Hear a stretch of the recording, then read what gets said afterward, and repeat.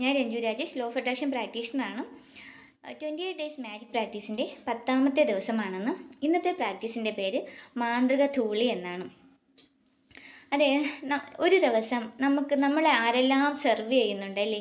നമ്മളിപ്പോൾ ബസ്സിൽ പോകുന്ന ഒരാളാണെങ്കിൽ നമ്മളിപ്പോൾ ബസ്സിലെ കണ്ടക്ടർ, ഡ്രൈവർ അവരെല്ലാം നമ്മളെ സെർവ് ചെയ്യുകയല്ലേ ചെയ്യാറ്.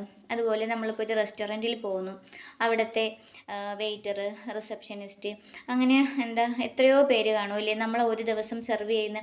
അവരോടെല്ലാം നമ്മൾ താങ്ക്സ് പറയാറുണ്ടോ? നമ്മൾ സെർവ് ചെയ്യുന്നവരോട് നമ്മൾ ഹൃദയത്തിൽ തൊട്ട് എന്ത് ചെയ്യാൻ നമ്മളെപ്പോഴും താങ്ക്ഫുൾ ആയിരിക്കണം.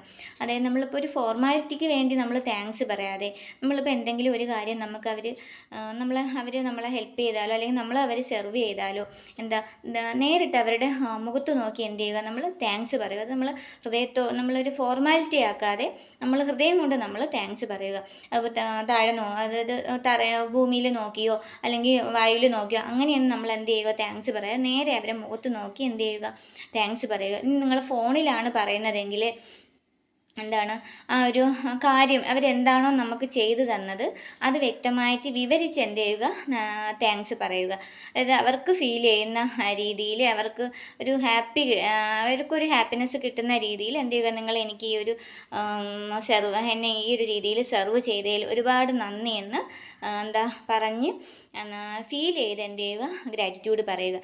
അതായത് നിങ്ങൾ ആ ഒരു ഗ്രാറ്റിറ്റ്യൂഡ് പറയുമ്പോൾ നിങ്ങളുടെ കയ്യിൽ നല്ല ഗ്ലിറ്ററിങ് ആയിട്ടുള്ള കുറച്ച് മാന്ത്രിക ധൂളികളുണ്ടെന്നും നിങ്ങൾ ആ ഒരു ഗ്രാറ്റിറ്റ്യൂഡ് പറയുമ്പോഴെല്ലാം ആ മാന്ത്രിക ധൂളികൾ അവരിലേക്ക് വിതറുന്നതായിട്ടും എന്ത് ചെയ്യുക, സങ്കല്പിച്ച് പറയുക.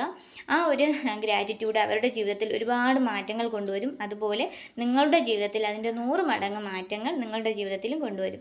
അപ്പോൾ ഇനി മുതൽ എന്ത് ചെയ്യുക, നിങ്ങൾക്ക് ആരൊക്കെ നിങ്ങളെ സെർവ് ചെയ്താലും നിങ്ങൾക്കിപ്പോൾ നേരിട്ട് പറയാൻ പറ്റിയില്ലെങ്കിൽ നിങ്ങളിപ്പോൾ ഒരു അവരുടെ നിങ്ങളുടെ മനസ്സിൽ എന്ത് ചെയ്യുക, അവരോട് ഇങ്ങനെ ഈ ഒരു മാന്ത്രിക ധൂളികൾ നിങ്ങളുടെ എന്ത് ചെയ്യുക, അവരിലേക്ക് വിതർന്നതായിട്ട് സങ്കല്പിച്ച് എന്ത് ചെയ്യുക, അവരോട് നന്ദി പറയുക. ഹൃദയം കൊണ്ട് എന്ത് ചെയ്യുക, നന്ദി പറയുക.